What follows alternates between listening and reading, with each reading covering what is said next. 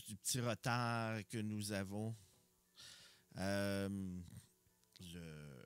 L'émission commence dans un instant. C'est le temps de replacer notre ami Carl dans ses marques parce que il était dans son nouveau studio parce que vous savez, il a déménagé. Et c'est ça. J'ai malheureusement eu un petit problème de pouvoir l'ajuster. Le son ne rentrait pas correctement et ceci m'a embêté. Voilà. C'est tout, c'est juste ça. Je suis avec vous et bien sûr, on essaie de rétablir la situation le plus vite possible et la façon la plus facile. Pour moi, c'était de tout redémarrer les installations et c'est pour ça que vous m'avez vu disparaître de vos écrans. Et c'est aussi simple que ça. Donc, je vais remettre l'intro. On dépassera le midi, c'est tout. Et on est avec vous dans un petit instant.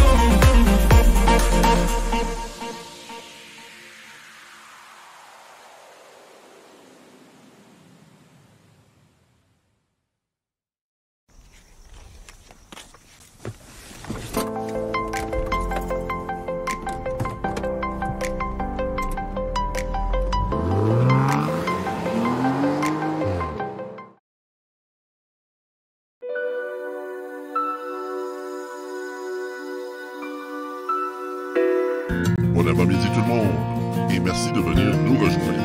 Voici votre émission. Simplement dimanche, simplement pour vous, sur radioinfocité.com. 9h30, c'est mon dimanche, celui où tu reviens me raconter ce qui m'a manqué des bouts de ton quotidien. Je m'étais le temps de partir, reviens toujours trop vite chaque fois. Je voudrais tant te retenir. Venez nous rejoindre sur la chaîne YouTube pour participer au clavardage durant cette émission. Trop de questions sans réponse. Où est-ce que c'est moi? Tu sais, tu n'y es pour rien. C'est difficile de comprendre. Et quand tu sauras tout, crois-moi. Voici votre animateur. Bon matin et bonjour à tout le monde. Et merci de venir nous rejoindre juste comme ça. Je vais presque dire à l'improviste. Non, c'est pas vrai. C'est ça qui arrive quand on a un petit pépin technique et c'est pas de votre faute. Je ne ferai pas mon François en disant que c'est ma faute. Non, c'est pas de ma faute non plus. C'est la faute de la technologie. Dans ce temps-ci de l'année, il fait suffisamment chaud que le système, des fois, décide que ça va tout croche, même quand tu ne veux pas. J'ai été préditer une vidéo pour une autre émission qu'on va peut-être présenter un peu plus tard.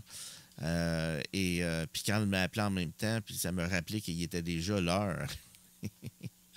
J'étais comme dirait l'autre, dans l'une. Donc, ça me cause ce petit pépin-là que vous avez vu. Les appareils disparaître et le son, il ne fonctionnait pas en tout de mon côté. Autre qu'une... Bon, on va laisser faire le problème technique, puis on va s'en aller direct sur le sujet, comme on dit tout le temps.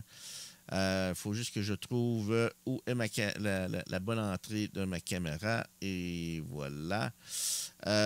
Carl est déjà arrivé, c'est-à-dire qu'il va se lancer en direct du nouveau studio. Et on va aller on va y aller à cette vitesse-là, puis voilà mon image. Je vais pouvoir rajouter mon truc. C'est-à-dire que bon matin à M. Carl, directement maintenant. De quel endroit maintenant que tu vas nous parler? De Chambly maintenant. Je suis en plein déménagement. Je suis en train de placer les affaires, puis de connecter tous mes appareils. Donc, c'est en direct de Chambly, la première fois que, ici, on a réussi à avoir une meilleure image, même que je vais essayer de monter un petit peu ça comme ça. Et, voilà. Après, Carl. Oui, c'est une première tentative. Je vous montrerai l'image, la vue que j'ai, mais compte tenu de l'éclairage, là, on va y aller comme ça.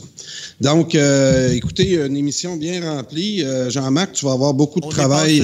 Aujourd'hui, c'est pas grave. Vu qu'on est arrivé en retard, on va partir. On va s'aller à la vitesse qu'on veut. Go! Parfait. Donc, il y a sur la page Facebook de la Fondation Équipe Québec qu'il va falloir aller chercher la vidéo du match que le Québec a remporté en finale des moins de 19 ans. Le Québec est maintenant champion du monde. Le Québec a gagné en supplémentaire 6-5 contre le Canada. Et quand tu vas pouvoir retrouver cette vidéo-là, Jean-Marc, on va la débuter à partir de 1h37 où on voit le but gagnant de l'équipe Québec. Et par la suite, je veux vous décrire, selon l'histoire que j'ai eue de Stéphane Hallinger, je vais vous décrire qu'est-ce qui s'est passé par la suite et qu'est-ce qui est important quand on représente une nation comme le Québec puis qu'on gagne un tournoi, comment ça peut rapporter en fierté au public qui n'avait jamais vécu ça. Donc, ce qu'on va vous présenter, après le but, l'équipe Québec a gagné 6-5 en supplémentaire et on va voir par la suite la remise des médailles et l'hymne national. On va entamer l'hymne national du Québec. Puis, pour vous dire comment j'étais, v'là un an, moi puis Stéphane Hallinger, on avait été chanter Jean du Pays au Centre Bell. Et aujourd'hui, à toutes les fois qu'il y a une équipe qui gagnait un match dans ce tournoi international-là, on jouait l'hymne national de la nation qui l'avait emporté.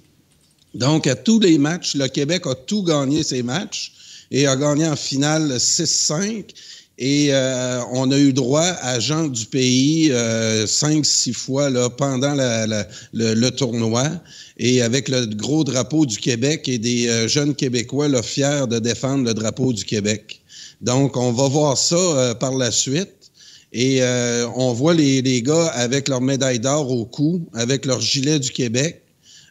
Stéphane Hallinger a été là à 2 reprises, pendant 1 ou 2 reprises là, pendant le tournoi, avec son père aussi qui nous a pris des images.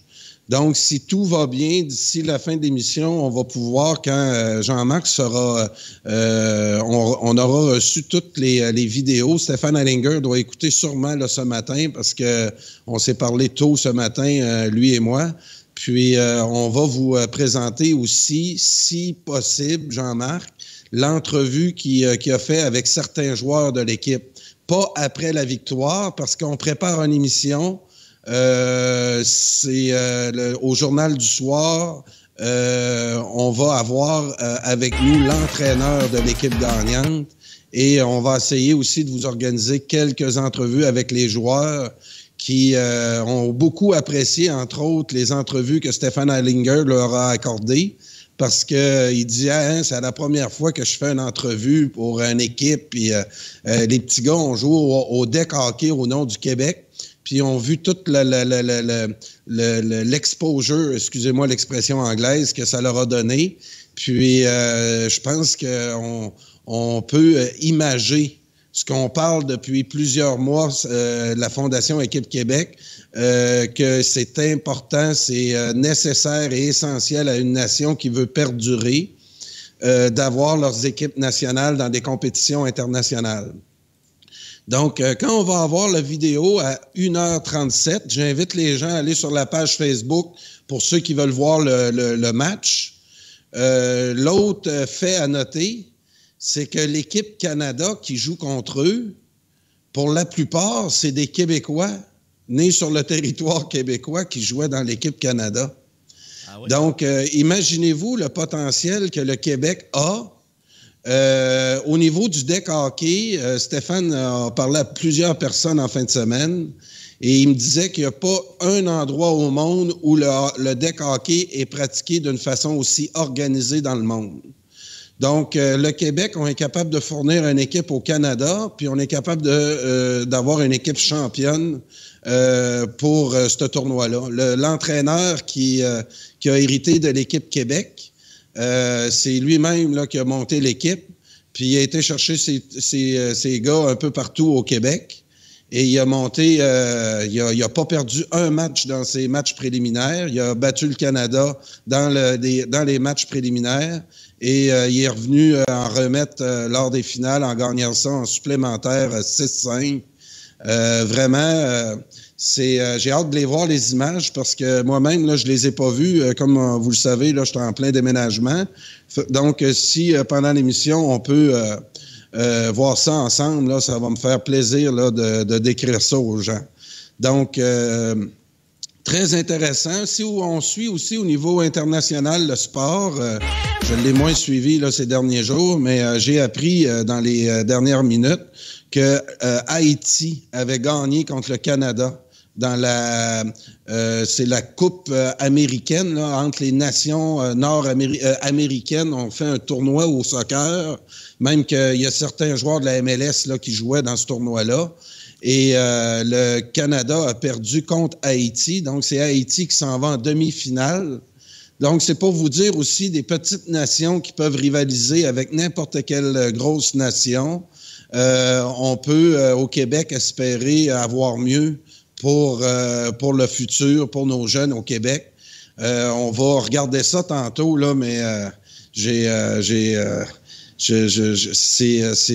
très important. On a eu une motion refusée à l'Assemblée nationale il y a 2 semaines par notre ministre du Sport, Isabelle Charest. On sait que Mme Charest s'est fait dire qu'elle était belle puis fine par Olympique Canada depuis plusieurs années. Elle s'est tissé des liens avec le Canada anglais qui lui donne une exposure inespérée parce que elle a compétitionné au nom du Canada. Est-ce qu'elle a eu de la misère à se détacher de ça et d'adopter une position plus en faveur des équipes Nation Québec? En tout cas, elle aura l'occasion de regarder la vidéo. Moi, Jean-Marc, il y a plusieurs personnes qui m'ont joint depuis hier, depuis la victoire du Québec, qui m'ont dit qu'on devrait isoler le 1h37 lors du but, puis faire un genre de petit montage d'environ 5 minutes pour qu'on finisse ça avec l'hymne national du Québec, puis qu'on présente ça là, au nom de Radio Infocité. Ça serait très apprécié. Ce qu'on va présenter là, quand tu vas l'avoir trouvé, qu'on puisse...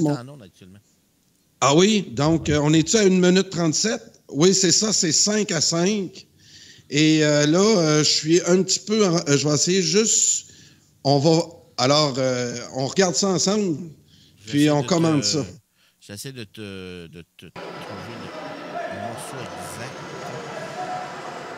Ah, t'es à 5-5, ça doit pas être loin. Regardez l'équipe Québec avec les beaux gilets. Et on va voir le but. Je ne sais pas comment ils l'ont compté, le but. 1 minute 37. Ah, ben ça a dû se compter quand même assez vite, le but, là. 5-5 supplémentaires, mes chers amis. C'est du 3 contre 3, hein, si vous remarquez.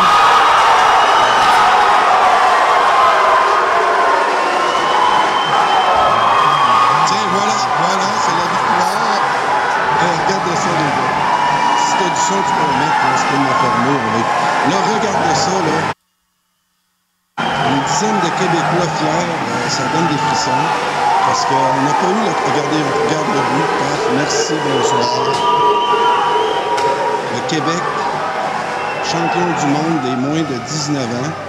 Puis là, on va voir la remise des médailles. J'aimerais ça beaucoup que tu mettes du son, parce qu'on va entendre l'hymne national. 10 gars avec un gilet du Québec. Il paraît que dans les estrades, là, ça chantait Jean du pays. Tout le monde chantait Jean du pays. L'entraîneur que vous voyez avec la calotte, là, on va l'avoir en entrevue soit demain soir ou mardi soir. Je ne sais pas, Jean-Marc, si t'es ouvert. Moi, Stéphane Allinger est en feu. Demain soir, on pourrait... François disait qu'il faisait pas d'émission, mais moi, je suis très prêt à faire une émission spéciale sur cette victoire-là. Puis, on est en train de travailler pour avoir l'entraîneur, puis aussi certains joueurs qui viendraient nous jaser en direct.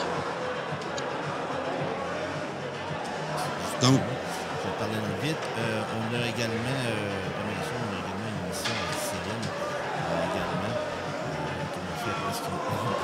C'est un rituel à chaque année qu'on fait une émission même le lundi. Avec Céline. Ça fait du déménagement. Regardez les gars comment ils sont fiers, Jean-Marc. Excuse-moi. Regardez la coupe mondiale. Si on avait le son, là, on va l'avoir. OK. Alors, je m'appelle parce que...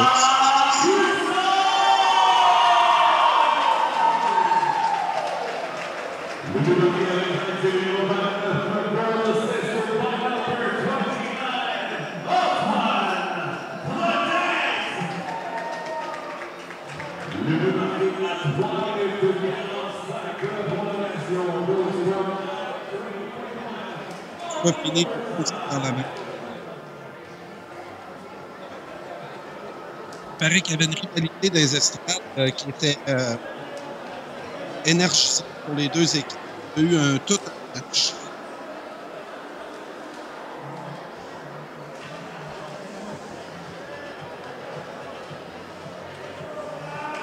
Je n'ai pas remarqué, c'est qui le... Ah, c'est l'équipe Canada, l'autre. Okay. C'est contre Équipe Canada, bien sûr. Bravo, caméraman là-bas, il a fait une belle job, je trouve. Ah oui, puis je vais vous conter l'histoire ensuite de l'équipe. Vous allez voir, c'est très intéressant. Je vais laisse souligner ça jusqu'à quel moment. 13, Team Québec. Pourquoi il y a équipe Team Québec? Pourquoi il n'y a pas équipe Québec? Parle-moi-en pas. Regardez le beau drapeau. On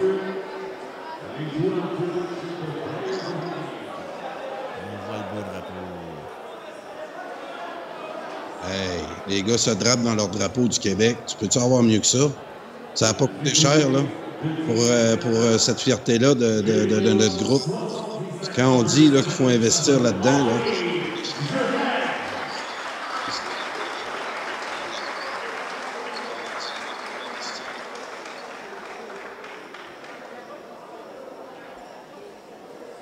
Et voilà, la coupe, là, qui va être remise dans quelques instants. Mais les yeux, n'assistez pas à un truc en direct. Très content qu'à Radio Infocité, on monte ça. On va avoir des entrevues avec les joueurs, on vous le promet. Donc,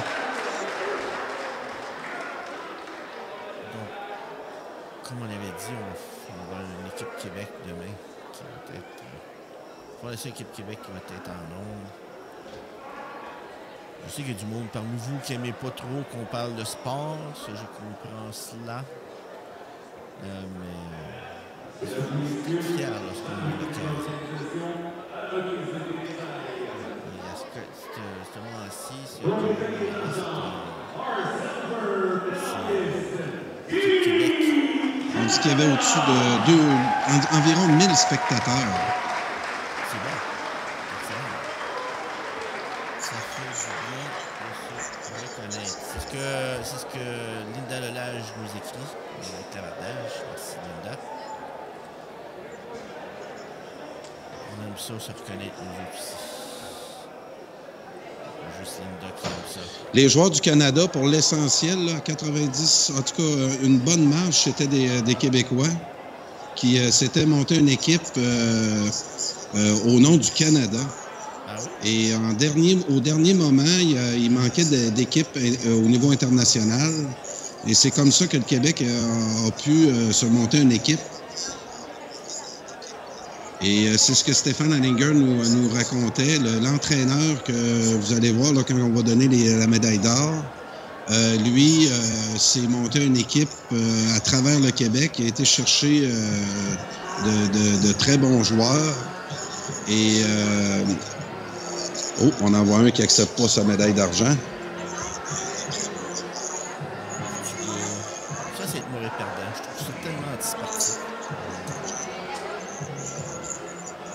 Écoutez, donc c'est ça, l'équipe Québec, l'entraîneur qu'on va parler demain, j'ai beaucoup de questions à lui poser. C'est un joueur qui fait partie de l'équipe senior québécoise, qui a déjà défendu le Québec dans des compétitions internationales. Et ce monsieur-là est très, très au fait du deck hockey au Québec et va nous renseigner là, sur comment il a monté son équipe. Et le potentiel qu'au Québec, on peut déployer là, en matière de deck hockey dans toutes les catégories, dans tous les sexes. On peut rivaliser avec n'importe quelle nation dans le monde. Est-ce que cette tournoi-là était une organisation faite par une entreprise québécoise ou c'était un truc fait par les Ontariens du Canada?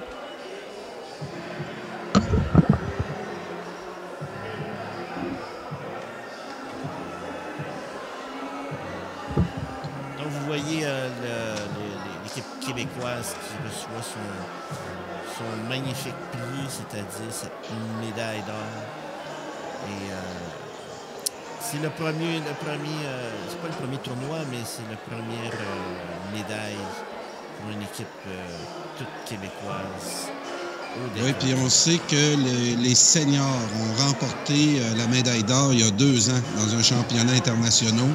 Et pour toutes sortes de raisons qu'on va essayer de vous éclaircir demain à l'émission spéciale. Malheureusement, on n'a pas pu aller défendre notre titre l'an dernier. Puis cette année, par contre, on a eu l'information, puis on va développer plus là-dessus demain. Le tournoi international cette année a lieu dans les îles, je ne veux pas dire de niaiserie, là, les îles turquoises. Mais c'est ça, là, je vais tout vous redire ça demain. Et il va y avoir une équipe Québec au niveau senior, autant au niveau masculin que féminin. Alors, on va suivre ça pour vous autres. Et on a eu la confirmation, c'est Stéphane Allinger là, qui a fouillé la nouvelle pour savoir si on allait avoir le retour d'une équipe Québec dans les tournois internationaux au niveau senior. Bon, ben c'est bon. On va retourner à notre émission régulière. Oui. On va arrêter ça. Voilà. C'est cute. J'aime ça, moi aussi. Je vais monter un peu le son parce qu'on me dit qu'on m'entend pas fort. En fait, je sais même pas ce que j'ai foutu avec... hier, vendredi, je faisais mon émission habituelle, puis on me disait que je ne m'entendais pas. Puis là, j'essaie de rajouter ça un matin, puis je m'entends toujours pas. Donc, je dois avoir des problèmes avec mes oreilles, des problèmes de surdité quelque part. C'est sa vieillesse. Là, je m'entends. Voilà. Donc, ce matin, dans cette émission de Simplement Dimanche, un petit peu disant en bon québécois, toute maganée. On revenait dans notre mode avec les sujets que Carl nous a parlé sur sa page Facebook. Il vous les a déjà annoncés. Moi, j'ai déjà manqué mon segment parce que j'étais à essayer d'arranger son petit problème. Mais on est là, c'est ce qui compte. Merci à vous autres d'avoir la patience d'être avec nous. Hein? Et bon, voilà. On revient à l'émission régulière.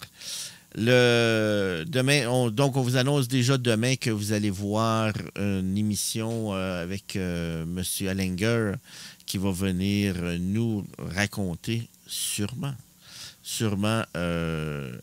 plus de détails sur cette médaille toute québécoise.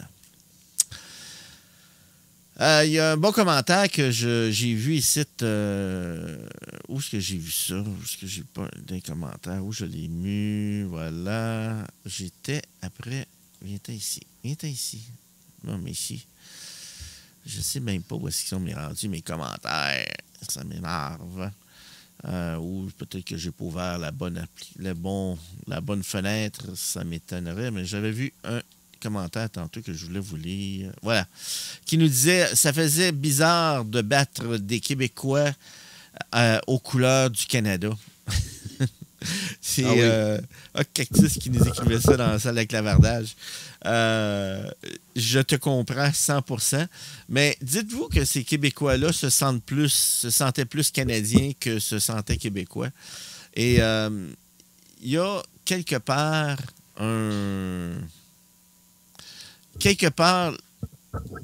une notion qu'il y a des Québécois, beaucoup de gens de beaucoup de pays qui ne sont pas assez nationalistes, que je trouve.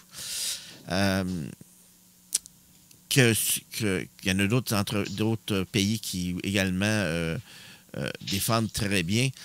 Bon, pour une des rares fois, je vais dire que le message ou le double message incorrect que M. Trump nous renvoie sans arrêt, que America First, c'est-à-dire les États-Unis d'abord, est un beau message. Est-ce que le message réussit à se rendre à l'intérieur de sa population? Oui, ça marche assez bien. Ça marche assez bien pour qu'il ait réussi à se faire élire même.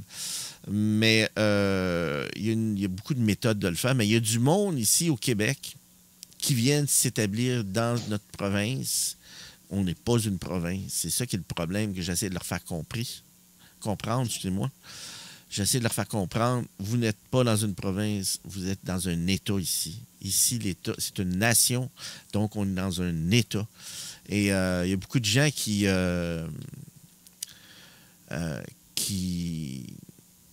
me reprochent de façon, je dirais, gentille ou un peu moins gentille pour d'autres qui m'envoient ça en message, en courriel en plus. que je me coltine un petit peu trop avec les Mohawks depuis un certain temps. Je m'en excuse pour ceux-là, mais je ne me sens pas totalement... tout simplement, je ne me sens pas me dire que... je sais que les Mohawks se sont battus contre nous autres, mais c'était les Mohawks d'une autre époque. Il faut à un moment donné regarder l'histoire comme elle est. Les Kaneanaga, je l'aime bien le dire, sont un peuple faisant partie des Mohawks. Ce ne sont pas toutes les Mohawks. Et c'est pour ça que M. Mailloux utilise le mot Mohawk, bien sûr, parce que c'est la langue dont les 7 nations ont décidé de mettre ensemble et parler. Mais le Mohawk qui est parlé contient beaucoup de sources en français dans leurs mots et dans leur dictionnaire. D'ailleurs, c'est strictement ce que je discutais avec il y a une personne, moi j'appelais ça l'ancêtre, là, mais parce que je ne veux pas dire une vieille personne automatique. C'est pas parce que tu es vieux que tu es niaiseux. Simplement, tu as juste d'âge, c'est tout. Mais il m'expliquait que le Mohawk n'est pas... Puis il parle un bon français en plus, un très bon français. Il m'expliquait que le problème que beaucoup de gens de la nation Mohawk qui sont allés avec les Britanniques à l'époque où les États-Unis ont voulu se séparer du Canada, on remonte loin dans l'histoire, et qui se sont battus contre nous autres, les francophones. Au moment où ça s'est produit, ça a brisé la nation de toutes les 7 nations. C'est pour ça, d'ailleurs, que le traité de la Grande Loi de la Paix a été créé, parce que il fallait arrêter ça, le massacre entre les nations d'origine, qu'ils appellent. Il fallait faire quelque chose, et c'est de là qu'ils sont arrivés avec cette fameuse entente. Les Mohawks sont divisés, eux aussi. Ils ne sont pas tous... Pour l'indépendance, il y a un gros travail à faire dans leur communauté. Effectivement, Hot Cactus, vous avez je vais utiliser les mêmes mots que je suis habitué d'utiliser. Il y a les corrompus, puis le vrai monde. Les corrompus, c'est le système de bande, c'est l'organisation qui accepte de l'argent du fédéral. Il fait la putain, finalement. On va dire le bon mot. Il fait la putain. Et vous avez l'autre gang qu'eux autres qui ne veulent pas accepter l'argent. Eux autres ils veulent réparation de façon concrète, c'est-à-dire viens me respecter sur mon territoire. Et les histoires comme la mer de Plante, là, territoire non conquis, puis ces affaires-là, ça sont contre ça totalement. Ça, les traditionnalistes sont contre ça. Oui. Je sais pas où c'est qu'apprend ça, Valérie Plante. Va falloir fouiller la question. Québec solidaire. On sait que c'est Québec solidaire aussi, hein? Puis, ça vient d'eux autres. Oui, mais c'est quoi l'origine de ça? C'est quoi qui nous dit? Parce que c'est prouvé historiquement. Félix Brassard, qui collabore parfois avec nous, a fait une vidéo là-dessus. Il nous l'explique très bien que les Mohawks puis l'île de Montréal, ça n'a pas rapport. Voilà. Ça n'a pas existé. Donc, écoute, si tu regardes ma page Facebook, Jean-Marc, c'est le premier sujet que j'ai partagé. C'est Simon-Pierre Savard-Tremblay, qui, d'ailleurs, là, Simon, j'attends toujours sa promesse là, de se poser avec un gilet d'équipe Québec. J'aurais bien hâte là, qu'il comprenne vite le message, parce que c'est ça, il m'avait déjà dit là, qu'il aimait beaucoup ça, l'idée d'équipe Québec, mais il trouvait que j'allais pas assez loin. Parce que j'avais émis l'idée qu'on ne touchait pas aux équipes olympiques canadiennes, qu'on laissait le choix à nos athlètes d'aller représenter le Canada pendant les Olympiques. Puis lui, il n'a pas semblé comprendre le petit compromis que j'avais là-dedans pour essayer d'avoir justement nos équipes nationales. Donc, même si on n'est pas tout le temps en parfaite communion, Monsieur Simon-Pierre Savard-Tremblay et moi-même, je peux quand même apprécier le monsieur et ce qu'il peut faire. Donc, il nous a écrit un excellent texte sur que fête-t-on le 1er juillet? Le Canada, vraiment? On l'appelle Canada Day, mais en français, le jour de la Confédération. Cette dernière appellation renvoie au régime politique qui a été créé le 1er juillet 1867. C'est beaucoup plus juste, car le Canada a une histoire beaucoup plus ancienne et riche que cette énième forme de régime. Puis effectivement, je ne lirai pas tout son texte, vous pourrez aller le lire, mais qu'est-ce qu'on fête au Canada? On en a parlé un petit peu au Journal du Soir cette semaine. On fête quoi? Notre disparition lente et tranquille? On fête la pendaison de Louis Riel. On fête la québécophobie, la francophobie qui est beaucoup plus présente dans l'Ouest canadien au Québec. Il n'y a jamais existé de groupe d'extrême droite de l'ordre du Ku Klux Klan qui, eux, ici au Canada, on pourchassait les francophones et amérindiens. On n'a pas ça dans notre passé, nous autres, les Québécois. Donc, qu'est-ce qu'on fête, le Canada? C'est depuis le référendum de 95 où 65% de francophones qui se sentent de moins en moins francophones ont dit qu'on voulait un changement de régime, qu'on voulait s'occuper de nos propres affaires. On a passé complètement à côté de ce message-là. Puis là, on voit tout ce qui est en train de se préparer au niveau fédéral pour l'élection. On espère avoir un bloc québécois qui va être beaucoup plus identitaire et fier de ce qu'ils sont et d'arrêter d'avoir peur d'exister, puis de vraiment affirmer qu'on veut un État français en Amérique qui va perdurer. Et que ce concept-là est attaqué dans l'histoire canadienne depuis plusieurs décennies, qu'on veut sortir de cette domination-là. Ça l'a pas empêché certains de réussir dans notre Québec francophone. On a eu, avec la Révolution tranquille, oui, des succès économiques de Québécois qui avant ne faisaient pas partie de cette classe d'hommes d'affaires-là. Puis qu'on a bien réussi, malgré que ces gens d'affaires-là n'ont pas, eux non plus, supporté nécessairement les démarches indépendantistes de leur peuple qui les a soutenus. On peut quand même voir actuellement là, que même nos intérêts économiques ne sont pas avec le Canada. Avec la crise énergétique qui est en train de se produire à l'échelle mondiale, l'hydroélectricité qu'on a développée risque d'être une soupape qui ne sauvera pas nécessairement à court terme le Québec, mais qu'on commence à voir le potentiel. Et on est en train aussi de voir le potentiel de notre géopolitique, où là, on comprend pourquoi le gazéoduc ne passe pas encore au Québec, parce qu'il y a un peuple là qui... on parle toujours de l'acceptabilité sociale du projet. Et ça, on veut l'avoir très soudé pour les prochaines élections fédérales et les suites, parce qu'on sait que c'est les conservateurs qui vont embarquer là. Et autant les conservateurs de Maxime Bernier que les conservateurs qui, eux, risquent de prendre le pouvoir, nous ont dit qu'ils nous imposeraient ce gazéoduc-là, qu'on n'appelle plus un gazéoduc, mais un couloir énergétique, comme si ça allait arranger la situation.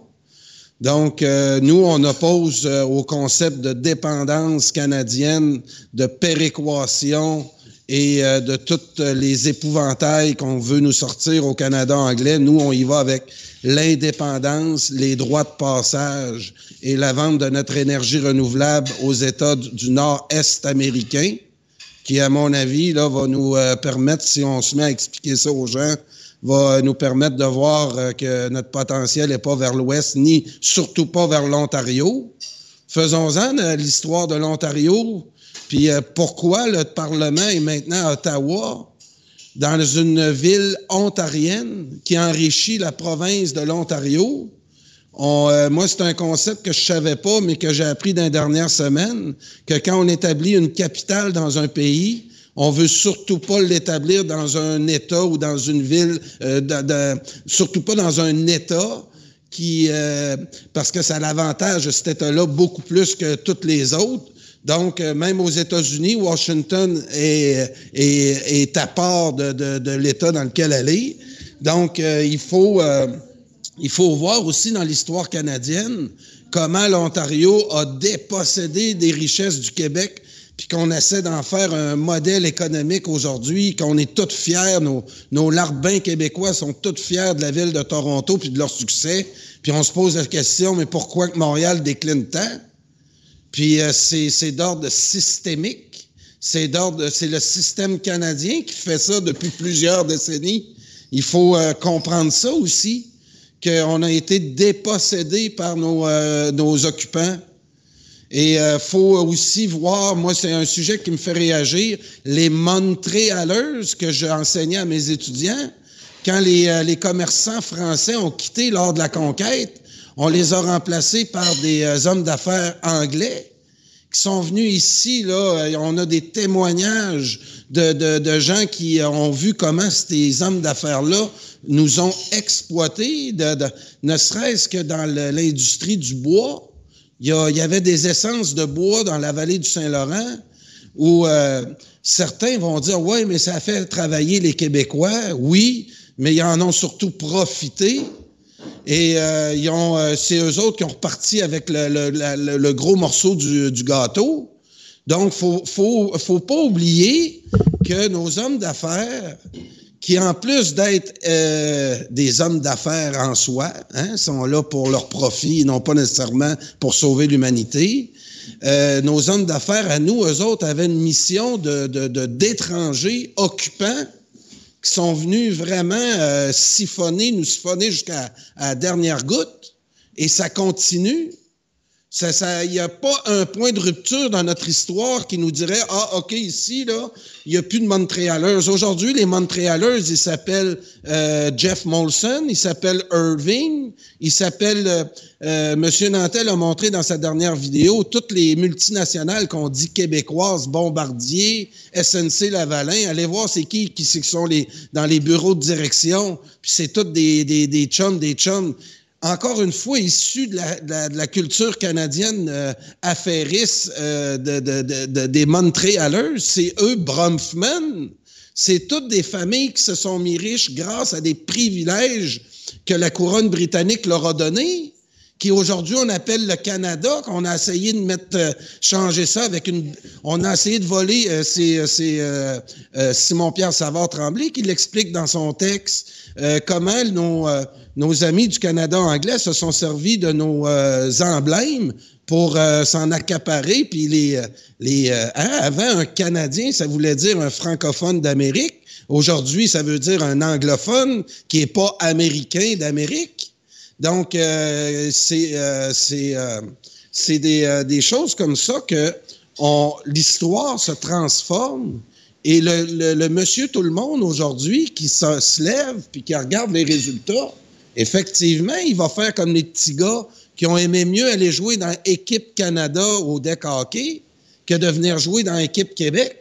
Mais la victoire d'Équipe Québec hier a fait réaliser peut-être à 7-8 Québécois qui jouaient dans l'Équipe Canada de l'autre bord qu'on était capable et de laisser les Ontariens avec cette équipe-là puis de venir jouer avec nous autres, que là, on va devenir vraiment imbattable pour plusieurs années.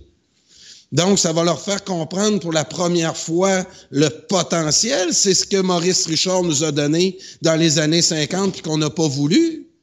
Début des années 50, un Québécois francophone qui fait la barbe à tous les Anglais,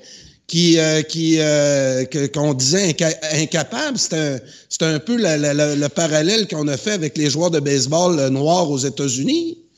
Donc, il a prouvé au reste du Québec, sans même être nationaliste, qu'on était capable Donc, c'est pour ça que même si il y a des gens qui ont encore des croyances très canadiennes, c'est souvent basé sur des mythes qu'il faut continuer à dénoncer, même pas dénoncer. Ils le font eux autres mêmes en ce moment. C'est ça la beauté du débat. Ils sont tellement rendus pognés avec leurs mensonges que là, il y a des sujets d'actualité qui leur pètent d'en face en ce moment, puis le château de cartes risque de tomber. Et c'est pour ça que on pousse beaucoup pour des équipes nationales québécoises. C'est essentiel. Puis Simon-Pierre Savard-Tremblay, ben, on a bien hâte de le voir avec son gilet d'équipe Québec sur le dos, de venir de se faire photographier avec des membres de la Fondation. On attend toujours là, la promesse qu'il nous avait faite. Là, en ce moment, il est candidat, donc je peux me permettre de l'interpeller publiquement. « Hey, Simon, on a hâte de te voir avec ton gilet du Québec. » Parce que ça fait au moins 2 mois que tu me dis que tu nous le porterais fièrement.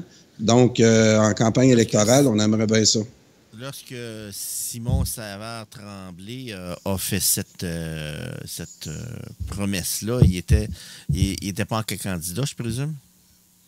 Non, il n'était pas encore candidat, mais là, en étant candidat... Il est au fédéral ou au provincial? Il est dans le comté de Saint-Hyacinthe pour le Bloc québécois. Donc, au provincial. Okay. Oui, puis le Bloc québécois, là, je me rappelle, moi, à l'époque de la campagne à M. Nantel, c'est une des premières choses qu'ils ont dit, qui appuyait l'idée d'équipe nation québécoise. Puis malheureusement, Simon-Pierre Savard-Tremblay n'a pas été mis au courant de ça parce qu'on ne l'a pas vu là-bas au décaqué à Granby. C'est pas loin de son comté, puis ça aurait été merveilleux qu'il soit là. On n'a pas vu aucun membre du Bloc québécois là non plus. Et par contre, c'est dommage qu'on passe à côté de ce genre d'événement. C'est ce qui me fait dire qu'ils sont pas... c'est souvent une façade. S'ils sont pour ça, comment ça qu'ils nous consultent pas plus que ça? On va leur les informer de tous les événements qu'on travaille en ce moment. On s'attendrait à avoir 78 candidats du Bloc québécois qui nous appellent constamment pour s'informer des dernières nouvelles. C'est une des premières choses que Yves-François Blanchette a annoncé. Donc, mais en sachant que moi et M. Nantel avaient déjà appuyé ce projet-là, puis nous autres, on refuse pas personne. Puis c'est ça, go. Faut maintenant mettre les bottines devant les babines. Il faut peut-être arrêter de tourner comment tu appelles ça, le couteau dans la plaie, mon cher, aussi. Peut-être que ça aiderait. Oui, le faire dans la plaie, mais c'est parce que tu comprendras que moi, Équipe Québec, là, c'est un sujet. M. Nantel est venu avec nous autres plusieurs fois dans des matchs du junior majeur. Ah non, non, c'est pas ça. C'est pas contre ça. C'est que de tourner sans arrêt le plaid en leur disant que tu leur rappelles tout le temps que tu es avec Jean-Jacques Nantel, puis les dires de Jean-Jacques Nantel, peut-être qu'il y a du monde là-bas qui n'aime pas ça. Il faut que tu laisses décanter des fois. Oui, puis je suis très d'accord avec ça, mais le gilet de Simon-Pierre, ça n'a pas... c'est vraiment lors d'une rencontre, là, on s'était jasé, puis j'avais considéré qu'il avait réagi face au projet de Équipe Nation Québec très rapidement, puis au lieu de nous consulter avant d'émettre des commentaires, ça aurait été apprécié parce que ce qu'il a dit n'était pas tout à fait vrai, mais je l'ai laissé aller, mais j'ai vu là qu'il manquait un petit peu de logique là, dans le sujet. Puis, juste nous appeler. Ou mal informé. Moi, ça fait 1 an que je suis avec Stéphane et la Fondation, plus d'1 an même. Puis, mon argumentaire s'est nettement affiné depuis ce temps-là. Et ça nous ferait plaisir même d'aller leur donner 1 heure devant un groupe de candidats de n'importe quel parti pour qu'on leur explique l'importance d'avoir des équipes nation québécoises. Prochain sujet. Gratuit. C'est gratis en plus. Donc, je vous invite à aller lire le texte au grand complet de Simon-Pierre Savard-Tremblay, que je viens de, pour ceux qui sont pas abonnés à la page de Carl, je viens de l'envoyer sur la page de Radio Infocité. Là où est-ce que Carl, normalement, devrait envoyer ses articles, je viens de le faire. Donc, prochain sujet. Mon prochain sujet, c'est un post que j'ai J'ai publié hier à 8h22.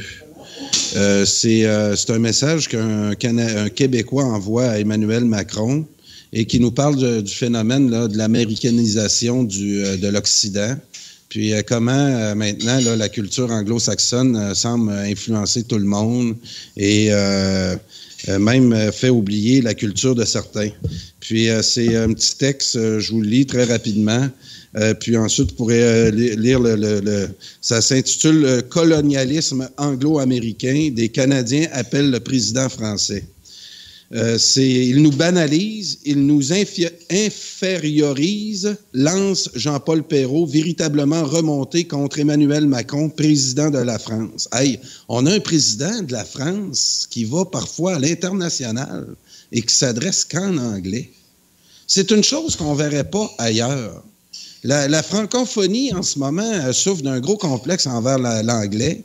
Même qu'on dirait aussi que les artistes, les chanteurs français, leur référence maintenant, c'est plus la culture française, mais c'est la mentalité de nos artistes se mondialise vraiment, puis ils pensent vraiment de faire des meilleurs hits, puis que ça soit plus payant.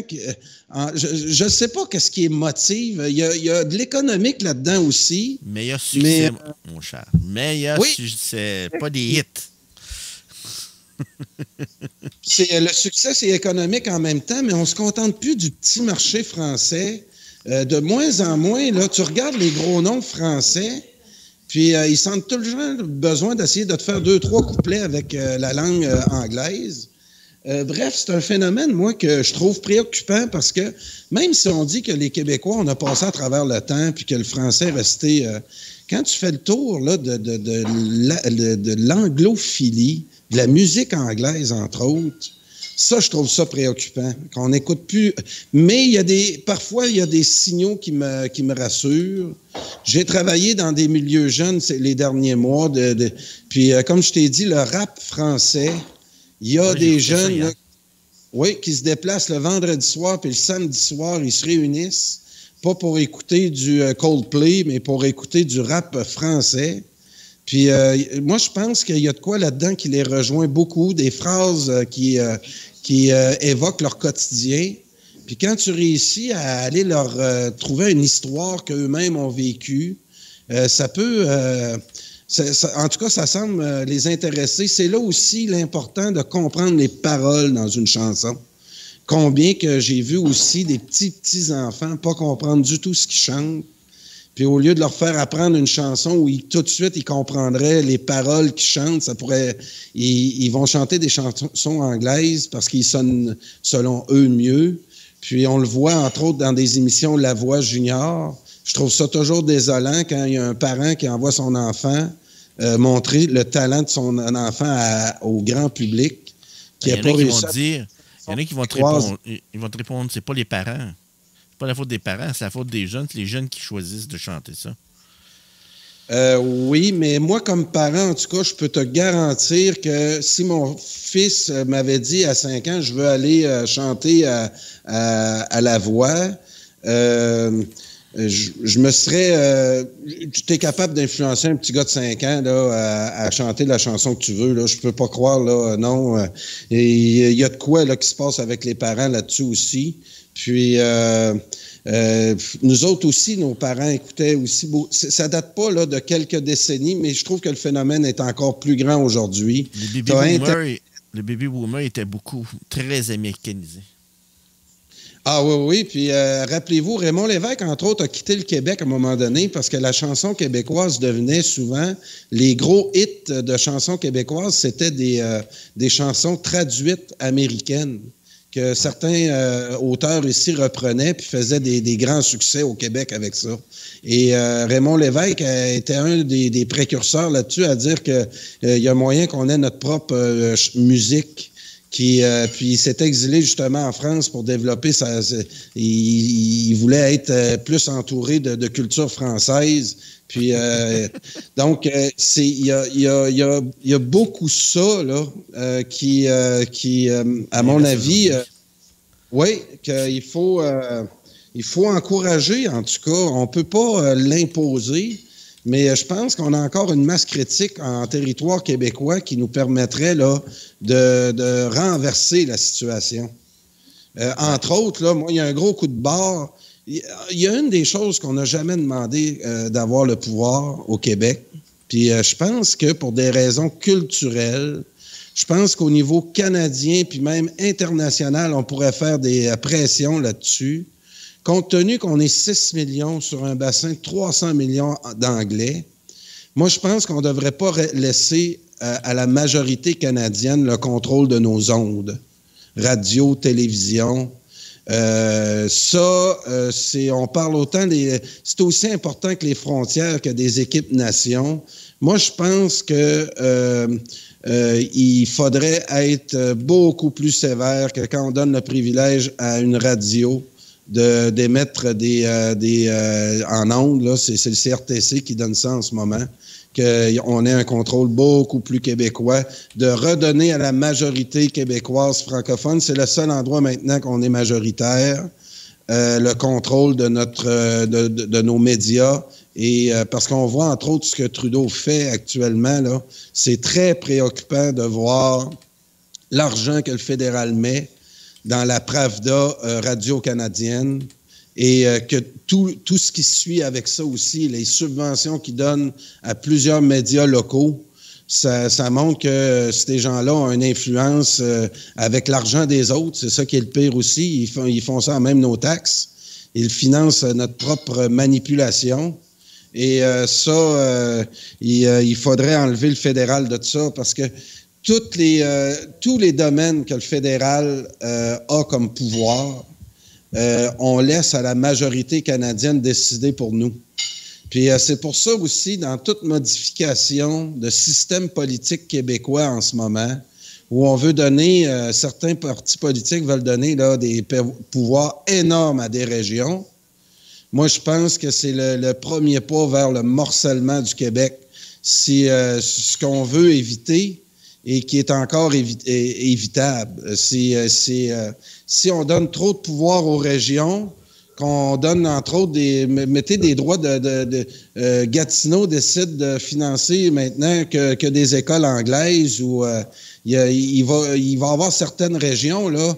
Donc il faut encore profiter du le plus gros territoire que les francophones ont encore la majorité, à ce que je sache, en Amérique, c'est la province de Québec. Et il faut, on le voit là avec la CAQ, avec 70% d'appui, on peut mener le Québec selon, en tout cas, la CAQ, là, il y a des bémols à mettre sur ce que la CAQ fait actuellement, mais on a regardé l'intérêt que suscite la CAQ actuellement, puis l'unanimité que ça fait à part que l'île de Montréal, l'unanimité au Québec, puis ça permet à François Legault, par la suite, puis c'est ce qu'on souhaite dans les 3 dernières années de son mandat, qu'il remette en place la ville de Montréal. Moi, je pense qu'il y a un gros travail à faire de re-québéciser l'île de Montréal. Il va falloir, Legault est en train de s'accumuler des forces pour remettre Montréal sur le sens du monde.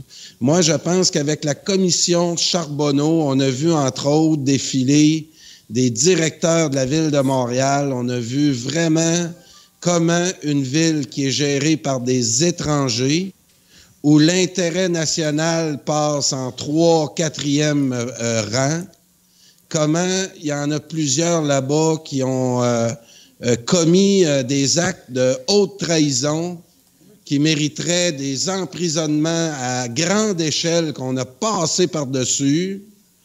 Et essentiellement, dans la grande région de Montréal, Laval, il y a des signes là qui ne trompent pas. Il y a des gens depuis plusieurs décennies. Et là, on peut parler de certaines communautés qui sont venues vivre avec nous au Québec. Et il faut pas avoir peur de le dire, là.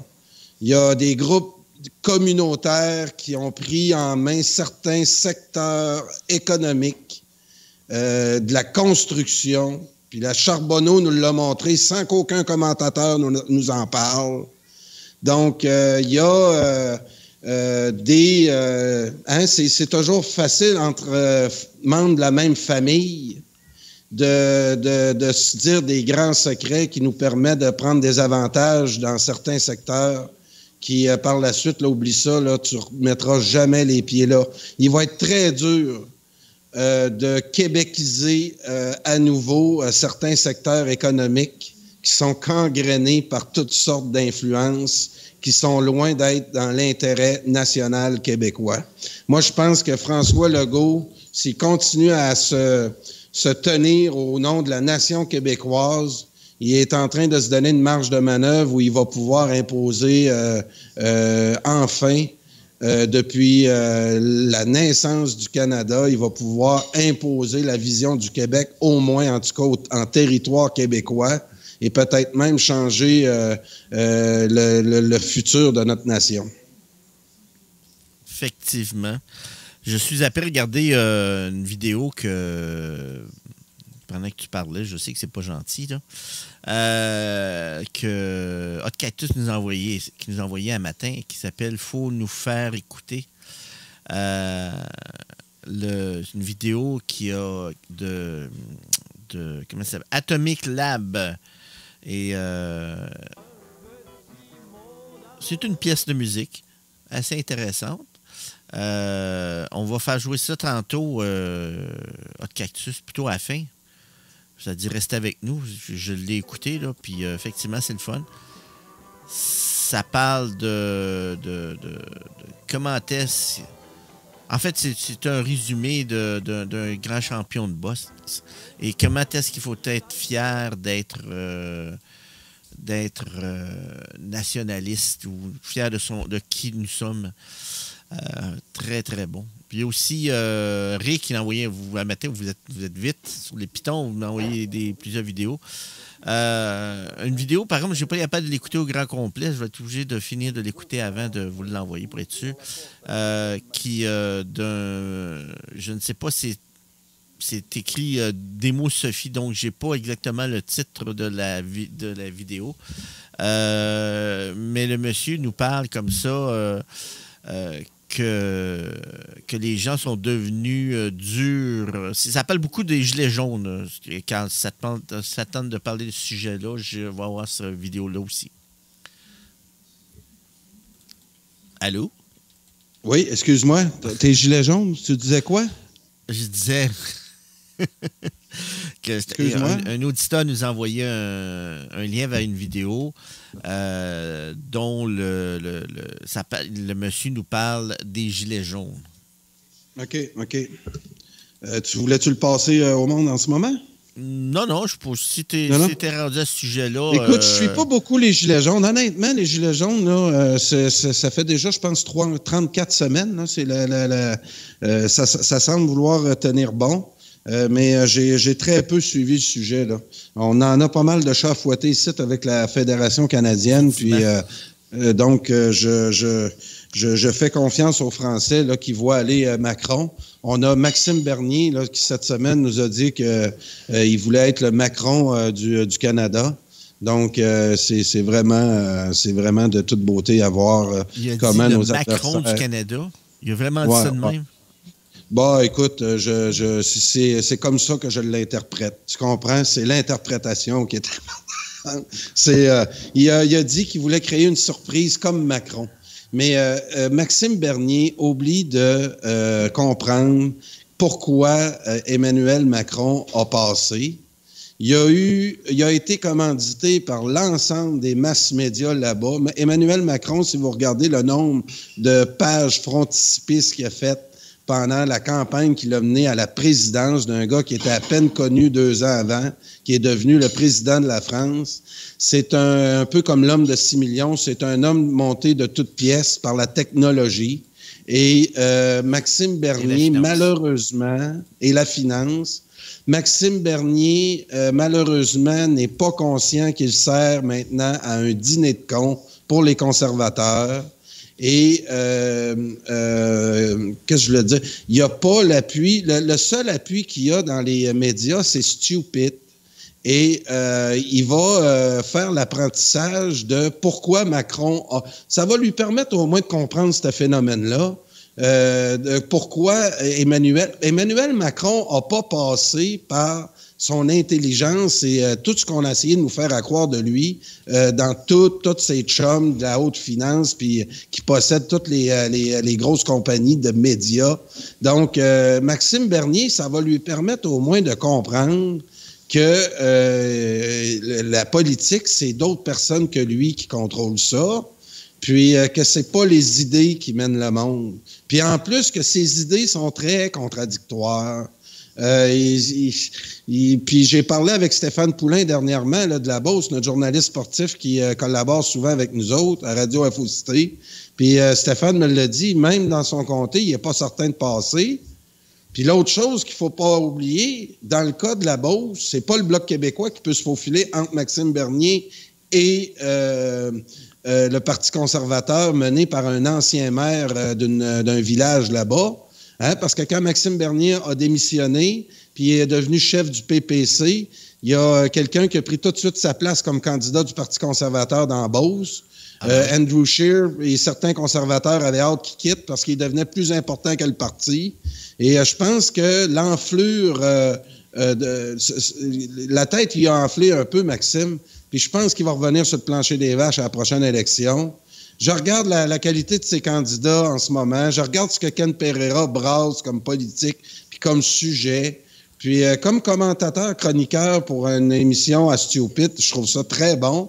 Mais entre ça, ce discours-là dans une émission et faire de la politique, je pense que la transition va être très dure pour M. Pereira. Et je lui souhaite bonne chance. J'ai toujours un respect pour quelqu'un qui se présente en politique, mais son chef et leur ligne, entre autres, qui vont imposer un gazéoduc. Maxime Bernier, même, il espère avoir un vote du Canada anglais. Il espère, avec cette ligne-là, même si c'est fait au détriment de son électorat québécois, en appuyant un gazéoduc qui passera à travers le Québec, il pense d'avoir le vote des Anglais dans l'Ouest. C'est un peu... il va réaliser là, qu'il est très loin de cette gang-là, puis il va se frapper sur le mur des rednecks et il va... peut-être continuer parce que c'est de l'intérêt aussi. Il doit, comme Isabelle Charest avait des amis dans Olympique Canada, qu'elle ne voulait pas se déchirer avec eux, autant Maxime Bernier doit avoir aussi ses liens avec le Canada anglais, que s'il était logique au Québec, puis il prenait vraiment... il y avait un vote identitaire à assumer. C'est bien d'être Québécois avant d'être Canadien. C'est l'urgence au Québec n'est pas l'identité canadienne, mais bien l'identité québécoise.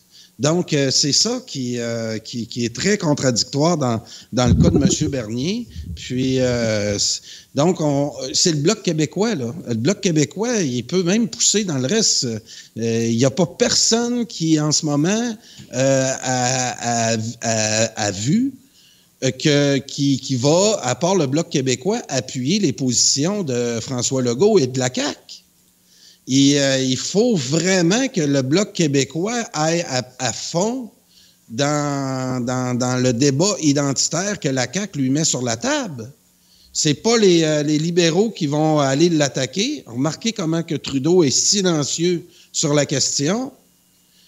Puis s'il se met à l'attaquer, il va faire comme les autres. À toutes les fois qu'on essaie d'attaquer la position du Québec, très, très ouverte sur le monde. Le projet de loi 21, plusieurs reprochent, même des musulmanes et qui vivent ici au Québec, qui nous disent que le projet de loi est rempli de trous, que c'est juste un premier pas vers la bonne direction.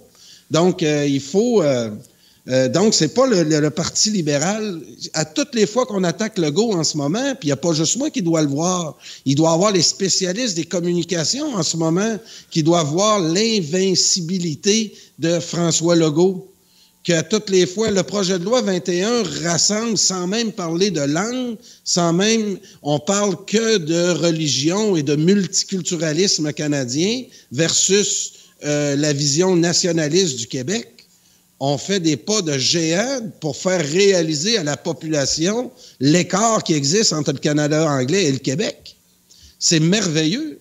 Il faut juste capitaliser. Puis si le Bloc québécois l'aime pas, ben c'est d'autres qui vont essayer de leur pousser dans le derrière. Les deux autres partis, là, Donald Proulx est en train de présenter toutes sortes de candidats, sérieux ou pas, on va le voir. Mais et l'autre parti de Michel Blondin, là, on a reçu la lettre là, pour il va confirmer son parti, mais il y a déjà beaucoup de retard. Donc, il va leur rester peut-être 2 mois pour faire passer leur message. Mais si le Bloc québécois ne réussit pas à nous satisfaire, il risque plutôt que d'avoir 40 à 50 députés, ben ils vont en avoir entre 15 et 20. Moi, entre 15 et 20, pour le Bloc québécois, c'est pas nécessairement une grosse nouvelle, parce que, à mon avis, il y a une montée du nationalisme en ce moment qui doivent absolument tous leurs partisans Québec solidaire de la région de Montréal, parce qu'il y a beaucoup de gens au Bloc québécois qui croient la même chose qu'au Parti québécois, que la montée de Québec solidaire, on doit endiguer la montée de Québec solidaire et de la gauche au Québec. Et que c'est pour ça qu'on doit continuer à faire compétition avec le NPD, puis le Parti vert, puis Québec solidaire pour se montrer plus blanc que blanc à ce niveau-là. Et moi, je pense que le Bloc québécois a l'occasion de sortir de cette dynamique-là et d'avoir une position beaucoup plus affirmée au niveau nationaliste, ce qu'on ne voit pas encore actuellement. On le voit un peu, mais c'est pour le monsieur tout le monde, ça n'a pas encore capté l'imaginaire. Peut-être qu'il y a en ce moment un mouvement de fond, mais je ne peux pas dire actuellement là, que c'est le Bloc québécois qui capitalise là-dessus. Ou qui utilise sa tête sur ce sujet-là, disons. Moi, j'aimerais parler d'un truc que tu as mis sur ton mur de Facebook. Je ne sais pas si tu en as... Non, tu n'as pas encore parlé. Peut-être tantôt, tu as fait bref là-dessus, là, sur le sujet. Là. Je vais changer l'image, le monde va comprendre. Vérification faite sur Montréal, territoire Mohawk. Il y a quelqu'un qui m'a envoyé un message qui me dit « Hey, Jean-Marc, tu n'as pas parlé de ce que Carl a posté sur sa page. » Eh bien, parce que c'est simple, je vais vous raconter ça rapidement. L'article est très... Je vous invite même à aller voir. Il y a même Yvon qui veut te répondre tout de suite. Donc, je vais commencer par... parce que Yvon a écrit, comme vous voyez sur l'écran ici à ma droite. Je vais bouger pas. Voilà, comme ça va me permettre de mieux lire. Bon, qu'est-ce qu'il nous dit ici? Il nous dit, Carl, ce n'est pas si tu es dur de comprendre ou si tu fais exprès, mais oublie ça. Jamais le Canada va négocier avec nous. C'est simple à comprendre. Et à comprendre. Et si jamais on fait une indépendance, les ordres sont déjà été définis, donnés à tout le monde, écrits sur papier pour nous écraser et c'est déjà tout planifié. Le Bloc québécois, le PQ, c'est terminé à son avis. C'est ce que Yvon nous dit pour répondre à ce que tu disais. Ouais, dans les clavardages, oui? Ah, c'est sûr que le Parti québécois sur le respirateur artificiel encore plus que depuis les élections. Puis, comme je t'ai dit, moi, je serais très ouvert à un Parti québécois qui tend la main au premier ministre, un peu comme Jacques Parizeau avait fait à Robert Bourassa, en lui disant qu'on va être derrière lui face aux attaques du Canada multiculturaliste là, qui tente de nous faire passer l'ensemble des Québécois comme des gens d'une autre époque. Et c'est une québécophobie qui est maintenant on peut plus endurer. C'est un combat qu'on doit mener avec la CAQ. Puis moi, j'aurais aucun problème à ce que j'ai voté Parti québécois. On est 2 dans la famille qui ont voté Parti québécois. Puis là, c'est sûr que là, la CAQ lance un appel, fait des gestes concrets pour s'affirmer. Et on voit la réaction là, de Brian Pallister, de Rachel Nolte,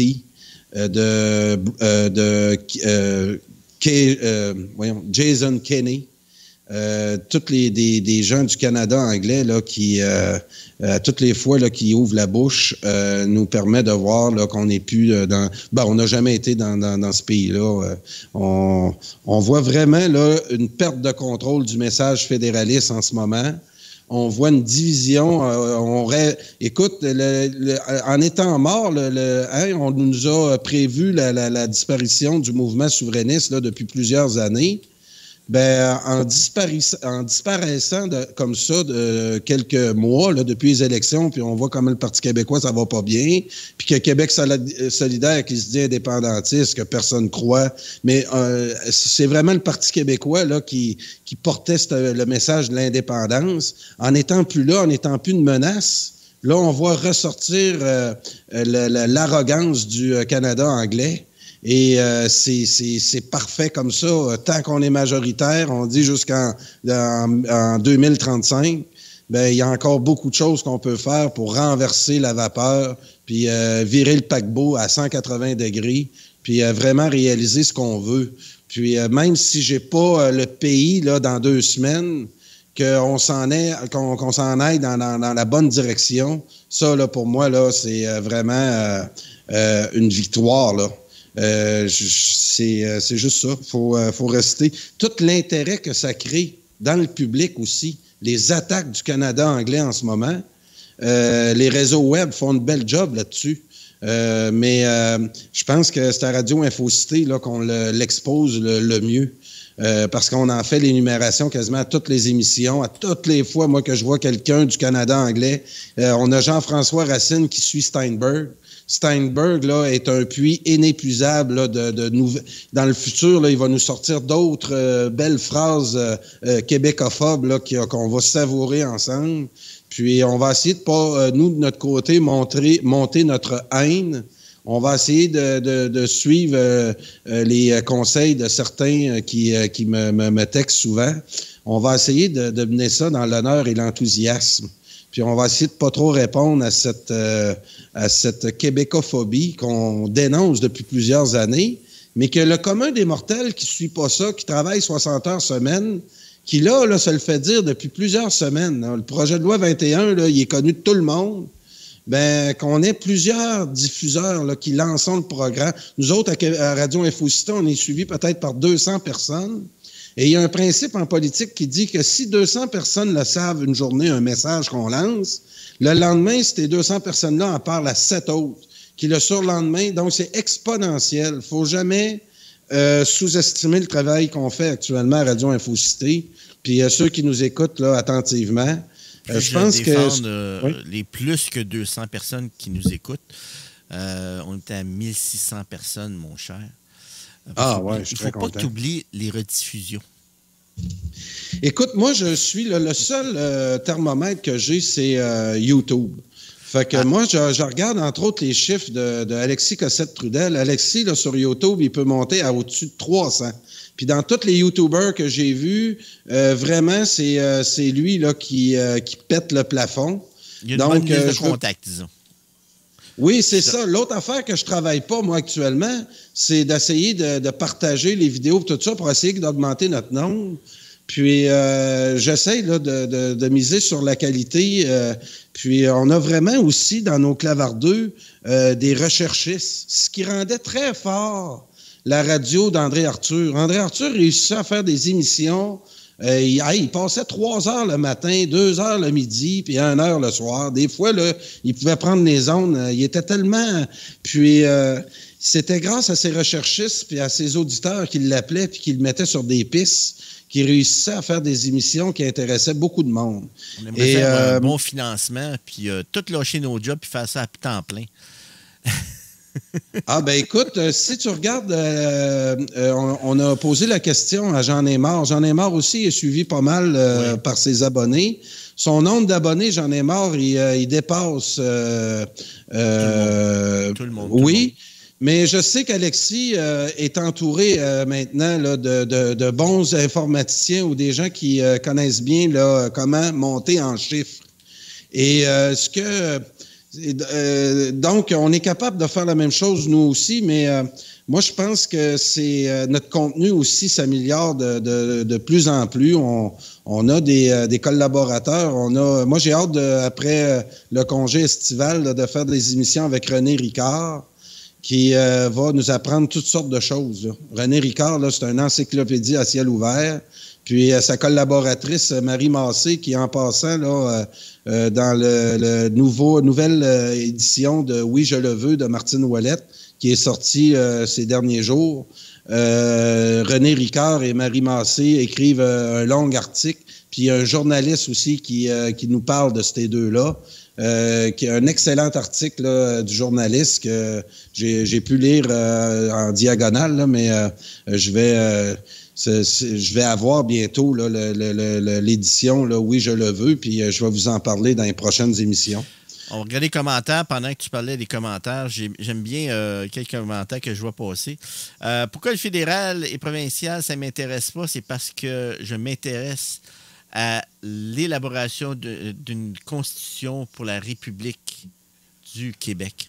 C'est ça que Novican nous dit, parce qu'il nous disait un peu plus tôt que lui, il n'était pas québécois ou canadien, mais il écrivait vraiment bizarre, son québécois.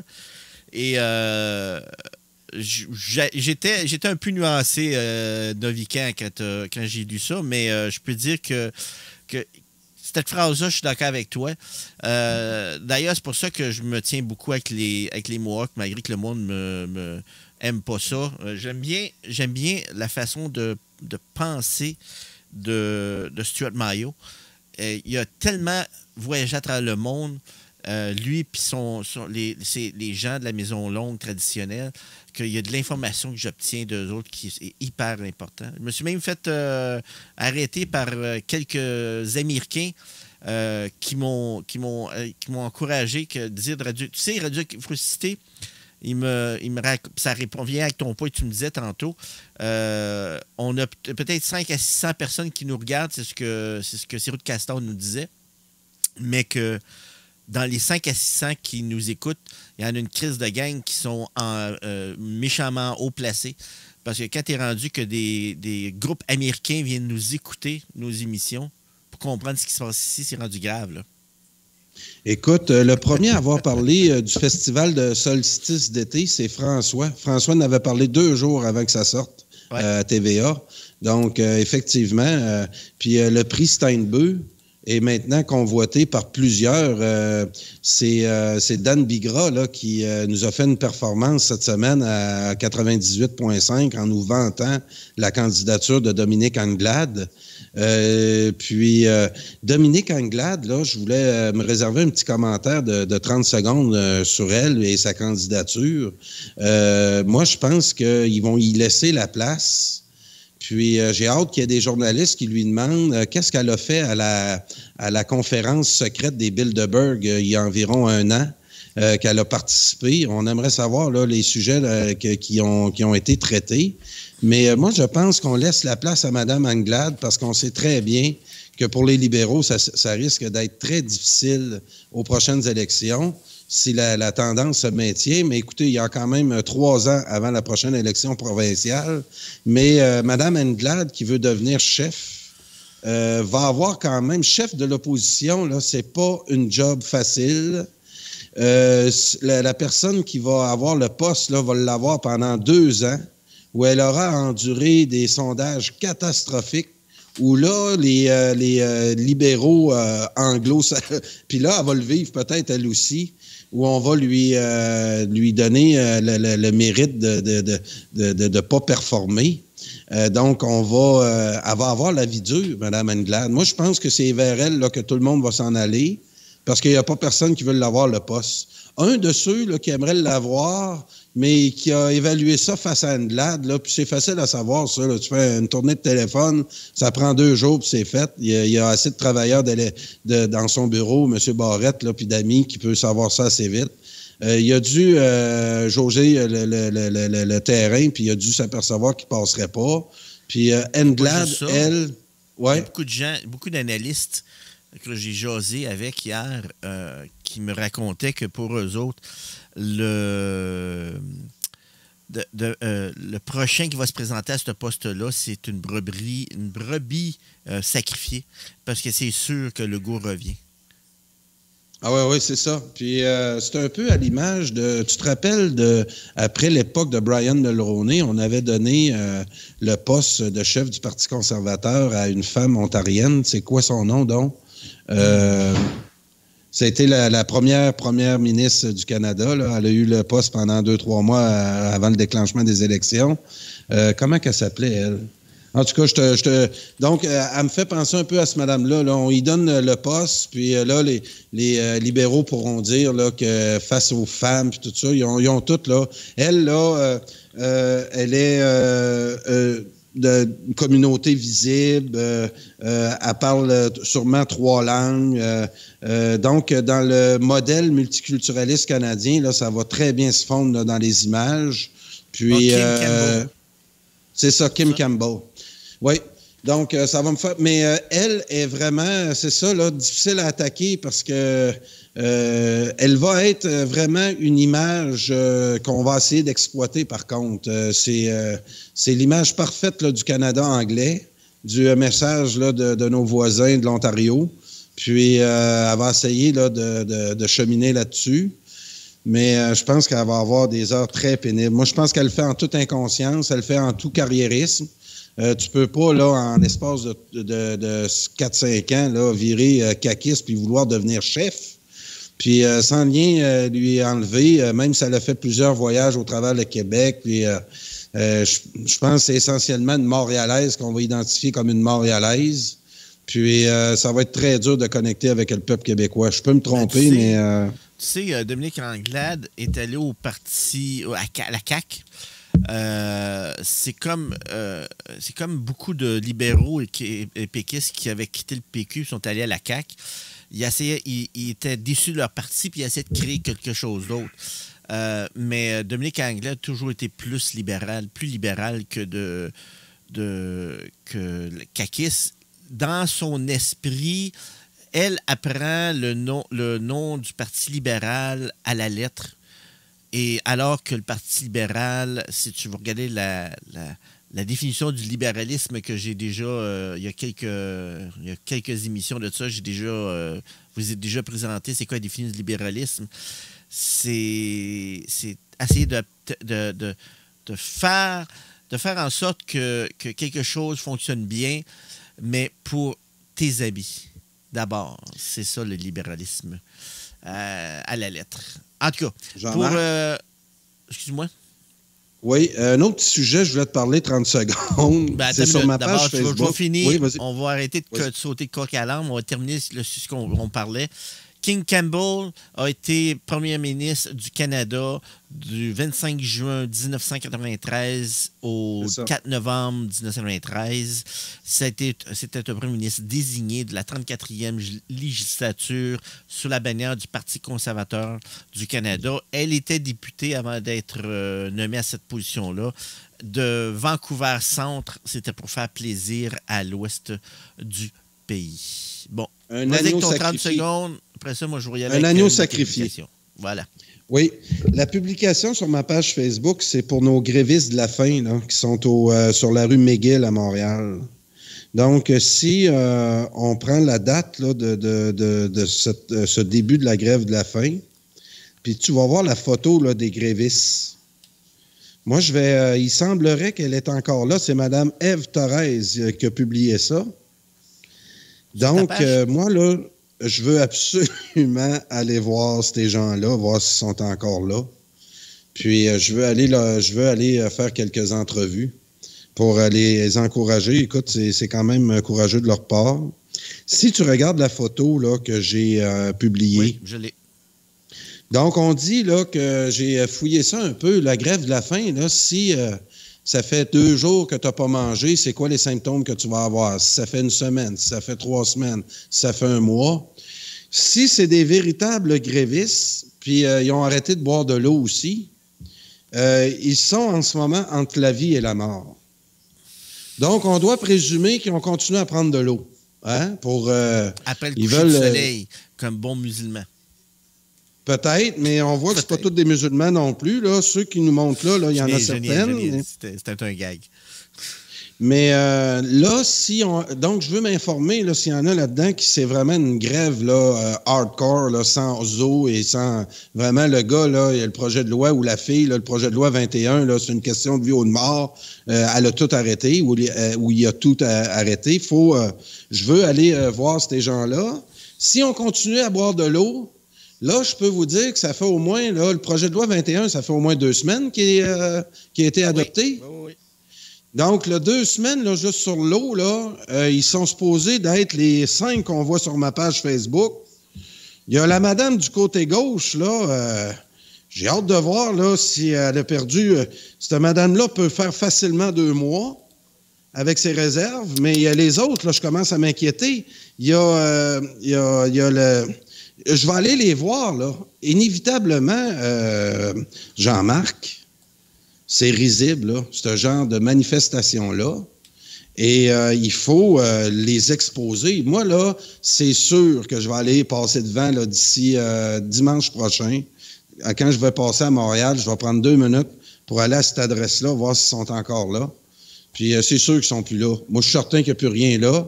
Mais ils se sont essayés quand même de faire une grève de la faim pour te dire comment ils perdent en crédibilité. Ça, c'est comme le professeur dans une classe qui dit « Hey, là, vous arrêtez parce que je vais vous faire arrêter votre récréation. » Puis là, tu arrives à la fin de la journée, puis ils ont été à récréation, puis ils ont mené le bordel dans la classe. À un moment donné, tu perds le contrôle, tu perds de la crédibilité.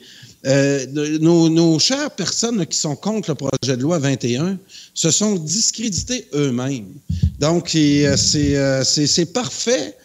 Puis, mettez-vous si on était dans un contexte où c'est le Parti québécois qui avait fait ça, imaginez comment le Parti québécois aurait, essayé de modifier leur projet de loi pour essayer de répondre à toutes les pressions qu'ils avaient un peu partout. Puis eux autres, le Parti québécois, ça n'aurait pas été juste des attaques de l'extérieur, ça aurait été des attaques de l'intérieur.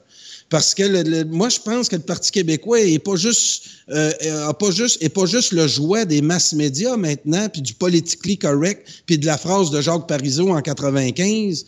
Ils sont vraiment aussi noyautés par l'intérieur, que quand il y a des débats comme le projet de loi 21, ils se font attaquer également par l'intérieur, par toutes sortes de mouvements là, qui fait que ce parti-là, malheureusement, la CAQ, eux autres, ils savent de où vient l'adversaire. Il vient de l'extérieur, il vient de partis politiques pan-canadiens, il vient des licornes du multiculturalisme canadien.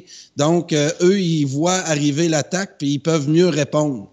Donc, c'est pour ça aussi, c'est pas de la faute du Parti québécois, c'est pas de la faute des partisans ni des membres, mais ce parti-là a pas réussi ce qu'il nous avait dit.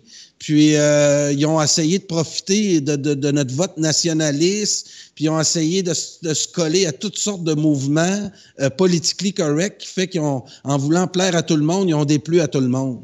Puis d'essayer de repartir ça de la base, de dire on recommence ça à zéro, puis on repart. Il y a tellement d'éléments un peu qui vient de je sais pas trop où là-dedans, qui va être très difficile de faire une unité puis d'essayer d'être solidaire envers un adversaire qui veut notre élimination. Et ils ont laissé rentrer le multiculturalisme dans leur parti. Donc, ils sont faits. Le cancer est rentré.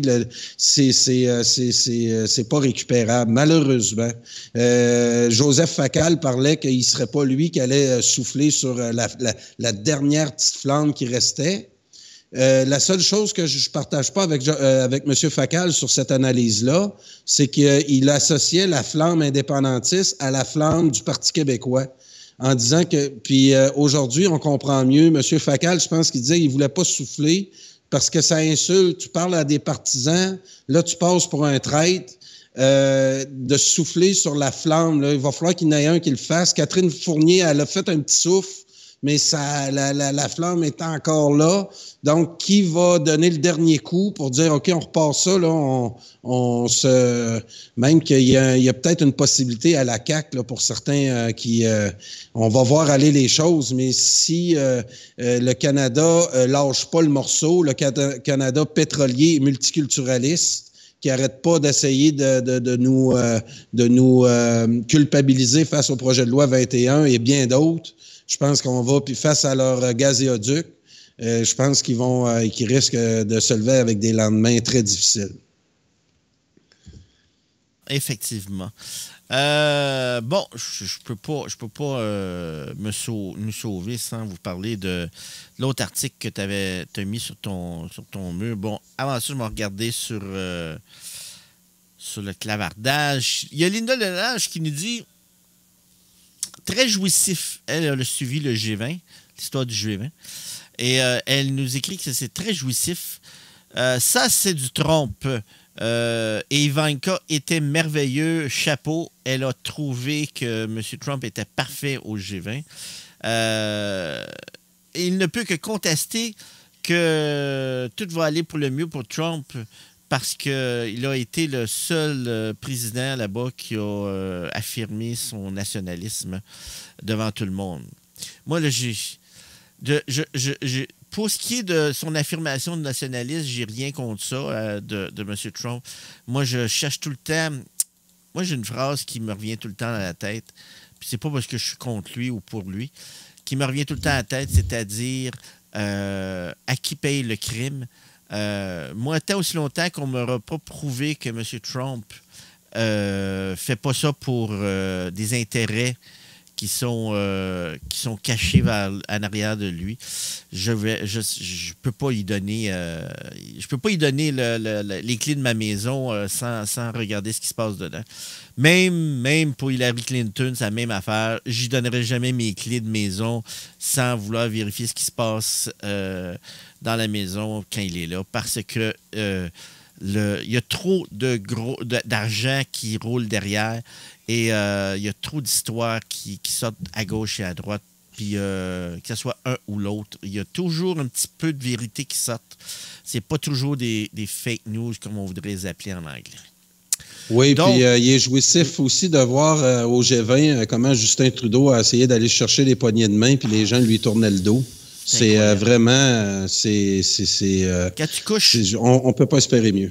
Quand tu es capable de te lever debout face à Donald Trump, c'est évident qu'il n'y a personne qui va te respecter. Ah oui, puis le président de la Chine qui s'est assis à côté de lui, là, puis qui l'a complètement ignoré. Quand il s'est assis là, il a dû voir c'était qui était assis à sa gauche. Puis c'est de voir comment ils sont air bêtes aussi, ces Chinois-là, hein, quand ça fait pas leur affaire. Là, il a pas tourné le visage vers M. Trudeau. Il a fait comme s'il était pas là. Puis l'autre de l'Argentine, du côté droit, je crois, il savait qu'il était là, Trudeau. Puis on voit vraiment qu'il est très isolé. Notre grande vedette des mondialistes, on avait là, le trio Merkel. Il y a quelques mois, on avait encore le trio Merkel, Macron, Trudeau, qui représentait les idées du multiculturalisme et du mondialisme. Et on regarde comment ça tire de l'aile actuellement. Et c'est encourageant à voir. Ça met nos adversaires en difficulté, puis on doit en profiter. Bon, ben, pour terminer, je reviens à ton article, là, parce qu'on va arrêter de faire du coca. Là, oui. Il y a un truc que tu as mis sur ta page qui s'appelle « Vérification faite ». Vérification faite, Montréal, territoire Mohawk, point d'interrogation. Et il y a quelqu'un un matin qui m'a envoyé ça. Non, pas un matin. Quand est-ce que tu as posté ça? C'était un matin? Non, c'était hier. Ouais, il y a quelqu'un qui m'a envoyé un message tout de suite, qui me demandait, il faut que je parle de tout ça avec Carl. Et je connais l'article, mais je vais faire comme toute bonne personne comme moi qui aime ça tricher, et je m'en vais directement à la conclusion de l'article parce que je trouve que la personne qui l'a écrit, la conclusion est très bonne. On appelle ça le verdict. Bon, je vais vous résumer ça rapidement. Ça nous dit ici qu'à chaque fois qu'on entend la fameuse maire de Montréal de prétendre que le Montréal est un territoire non cédé, comme disait également le maire Denis Coderre, l'ex-maire aussi, et la nouvelle mairesse. Monsieur Coderre, j'ai eu la chance de poser la question face à face pour cette question-là. Et il n'aurait pas peur de revenir sur ce point-là. Il n'aurait pas peur de revenir sur ce point-là, ce qu'il a dit. Il dit c'est l'information qu'on lui a donnée, puis les informations que les historiens qu'on lui a fait connaître faisaient dire ça. Sauf que l'idée derrière de territoire non conquis, c'était ses conseillers qui avaient dit ça. Et d'où venaient ces conseillers dans cette époque-là? La même gang qui sont derrière Madame la mairesse. Des groupes de pression. Mais allons-y. Voir directement Gilles Véronique. J'aime bien ça, ce bout de texte-là. C'est dans le journal Le Soleil, comme vous voyez. Douteux. Il semble assez clair que les Mohawks étaient un groupe distinct et bien qu'apparenté à ceux qui habitent dans la vallée du Saint-Laurent jusqu'au à peu près 20e siècle. 21e, en fait. Il est aussi clair, cependant, qu'ils ont recueilli chez eux un certain nombre de ces Iroquois de la vallée du Saint-Laurent. Mais c'est un lien trop faible aux yeux de bien des historiens pour faire de Montréal un territoire de Mohawks non cédé. Les Mohawks n'habitaient pas cette région, bien que certains d'entre eux qui sont arrivés au 21e siècle pouvait y avoir des racines. C'est ça que ça dit. Et lorsque je parle de ça avec Stuart, d'ailleurs, si vous avez déjà écouté une des émissions, on en a parlé, lui, il est contre ça. Lui, il dit que c'est simplement de l'hypocrisie. C'est simplement des intérêts corrompus, financiers, de faire ça. Le territoire de Montréal, il y a toujours eu des natifs ici. Ça, c'est clair. Gilles Proulx dit également dans une entrevue très récente que c'est vrai qu'il y a toujours eu des Mohawks ici ou des natifs ici sur l'île de Montréal, mais qu'au moment où est-ce que Champlain est venu créer Montréal, il a fait plusieurs allers-retours. Le territoire n'était pas occupé à ce moment-là. C'est parce que il faut comprendre qu'il y a beaucoup de peuples natifs qui sont des nomades. Venaient, repartaient. Donc, les deux historiens, que ce soit ceux pour les Mohawks et ceux pour les Canadiens corrompus, comme Valérie Plante, par exemple, font des références à tous les deux des points historiques qui sont réels. Mais la question reste à savoir, est-ce que lorsque tu n'occupes pas le territoire et que tu le quittes pendant 2-3 ans puis quelqu'un d'autre s'installe à sa place, tu peux toujours prétendre que c'est le tatouage, mais tu as quand même quitté le territoire. C'est ce que Stuart m'expliquait. Ce territoire-là, par entente et par l'histoire que les autres connaissent, de ce qu'on lui a tout raconté, puisque lui a fait comme recherche parmi les ancêtres qui sont actuellement à Kanawake, Montréal a toujours été un territoire partagé. Un territoire partagé avec les Québécois francophones. Pas les Britanniques, avec les Français. Ah oui, puis ça, là, on le sait que ça a changé avec la conquête et tout. Donc, voilà. Jean-Marc, j'ai une demande spéciale pour Stéphane Hallinger qui aimerait qu'on finisse l'émission avec quand les petits gars écoutent l'hymne national Jean du pays du match que tu as présenté en début d'émission. Ah, j'avais d'autres choses déjà prévues tantôt, j'avais dit, hein, bouge pas, moi, j'ai quelques petites vidéos qu'on m'avait envoyées. Parce que c'est vraiment l'important de la vidéo là, qu'on n'a pas présenté au début de l'émission, là. Le moment le plus fort, c'est quand on entend Jean du pays, puis les petits gars qui chantent Jean du pays, puis dans les estrades, ça chante tout Jean du pays. Ah, c'est vraiment fort, ça finirait l'émission vraiment fort. Je pourrais te terminer ça On est en manque de temps, Et, c'est de notre faute parce qu'on est trop niaisé avec les pitons. Ouais. Regarde, je peux continuer à parler pendant que tu fouilles ça parce que j'avais peut-être une dernière petite chose à inviter les gens. On sait qu'on va avoir des frais d'avocat pour la cause à Mme Blain bientôt parce que Justin Trudeau va rencontrer notre avocat, M. Christian... voyons, j'oublie son nom de famille, Christian, en tout cas, ça n'a pas d'importance, notre avocat de Québec. Alors, on a besoin de fonds. Hein. Vous savez que Mme Blain, c'est une cause à but non lucrative et on veut solliciter tout le monde là, qui croit à ça. Là. On veut, M. Trudeau est en poursuite pour libelle diffamatoire. On sait qu'est-ce qui s'était passé le 16 août dernier. Ça va faire bientôt 1 an. Même qu'on va peut-être faire un petit 5 à 7 le 16 août, qui est un vendredi. C'est peut-être ça aussi là, qui va redémarrer la saison en ce qui me concerne là, à la radio.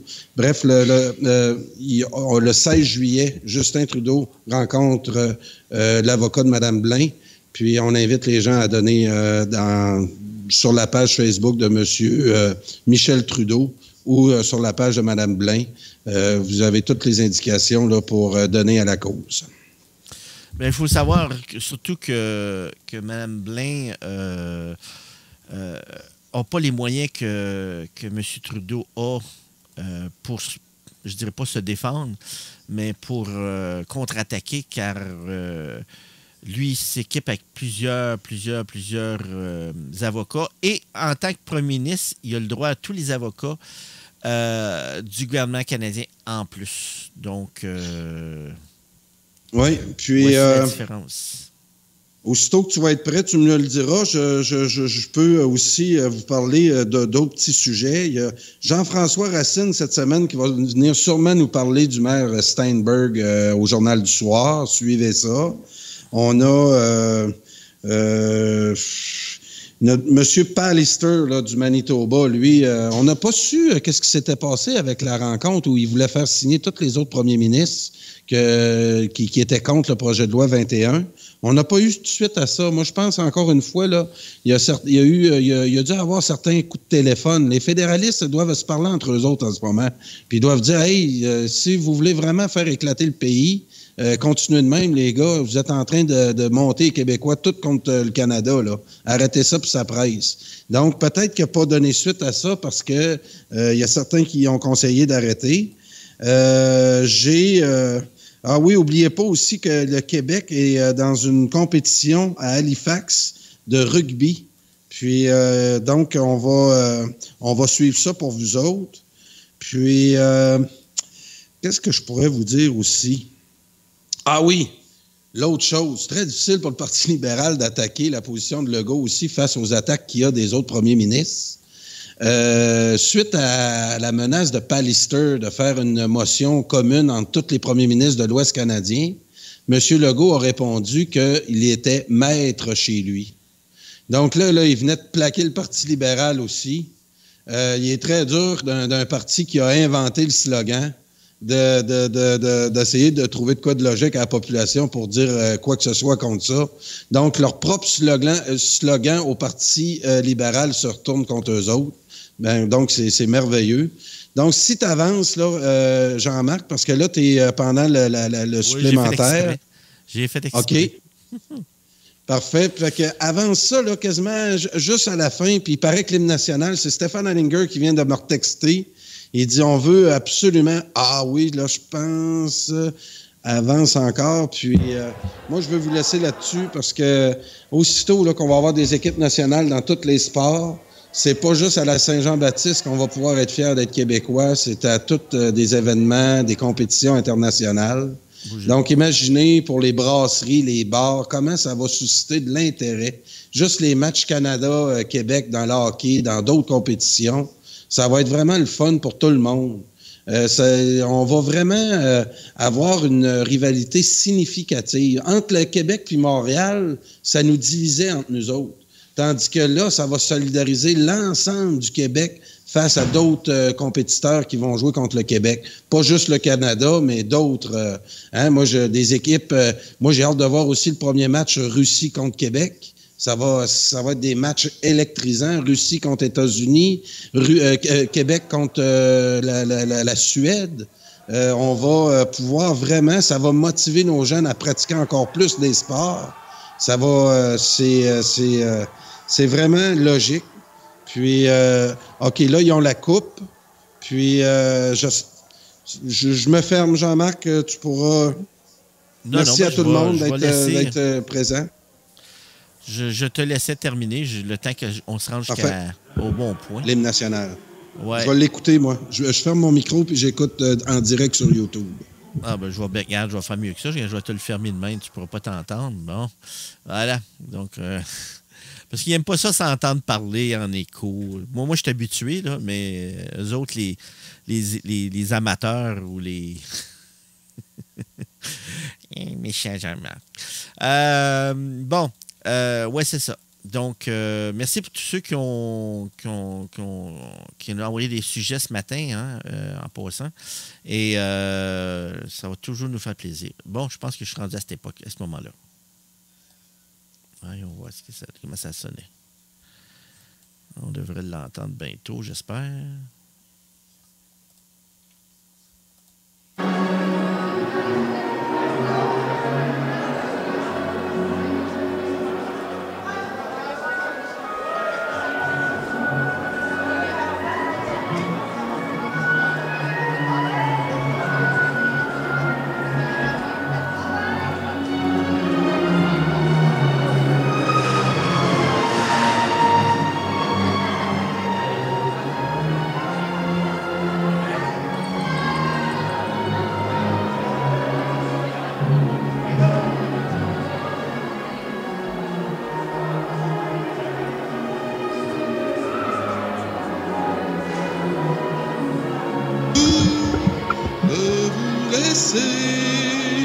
Parler d'amour, gens du pays.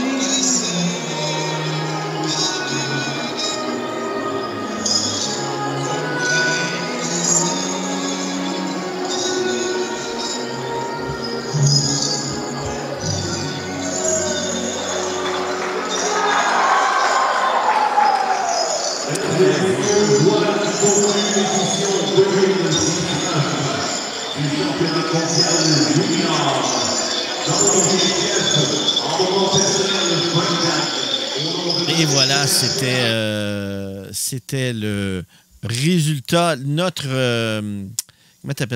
hymne national à nous autres qui a été joué. Selon, bien entendu, Carl Brochu de Radio Infocité, parce que je suis pas sûr, moi, si c'est vraiment cette pièce-là que j'aurais pris comme hymne national, moi, personnellement. Bon, moi, j'avais d'autres propositions, là, mais chacun ses propositions pour ce qui est de ça. Donc, merci à tout le monde d'avoir été avec moi un peu laborieux ce matin, mais ça a fonctionné quand même à la fin. Il faut juste passer piton puis redémarrer les machines. Parmi les derniers commentaires que j'ai vu passer qui étaient ici, c'est ça donne le debout. Ça donne la chair de poule. C'est ça qui dit Vrai Québec. Et merci, une bonne émission. Merci à tout le monde d'avoir été là. N'oubliez pas, si vous aimez ça, partagez. Le petit pouce, si vous n'aimez pas ça, le petit pouce par en bas. Réagissez, comme dirait l'autre.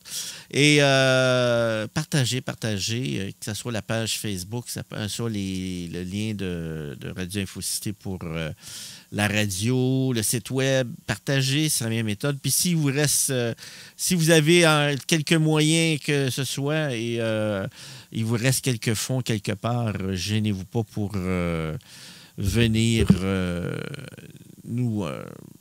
je sais pas. Je sais qu'un jour, Carl il va nous faire un tournoi de poker, mais d'ici ce temps-là, il va falloir qu'on se débrouille autrement. Merci tout le monde d'avoir été là. Et Carl, as-tu quelque chose à dire pour terminer? Hey, un gros merci. Puis moi aussi, ça m'a donné la chair de poule. C'est la première fois que je le voyais. Puis imaginez, là, plusieurs équipes, ça va être merveilleux. Salut tout le monde. À la prochaine. L'émission spéciale demain. puis un gars est venu nous parler séparatisme, que dans la Confédération, on est traité comme des gnochons et que c'est triste, qu'on respecte pas le français, Ottawa chez les Anglais, et puis Torvis, qui nous prennent toutes nos richesses et puis qui nous laissent le reste. Les sacrifices. Il disait qu'il n'y avait pas de raison qu'on ne soit pas maître à la maison comme des trappistes, qu'on devrait tous être millionnaires comme le devenaient naguère les duplessistes, et que si on se séparait, les plus caves et les plus niais seraient scientistes, qu'on ferait même apprendre quelque chose, un beignet de Sainte-Rose. Il est optimiste.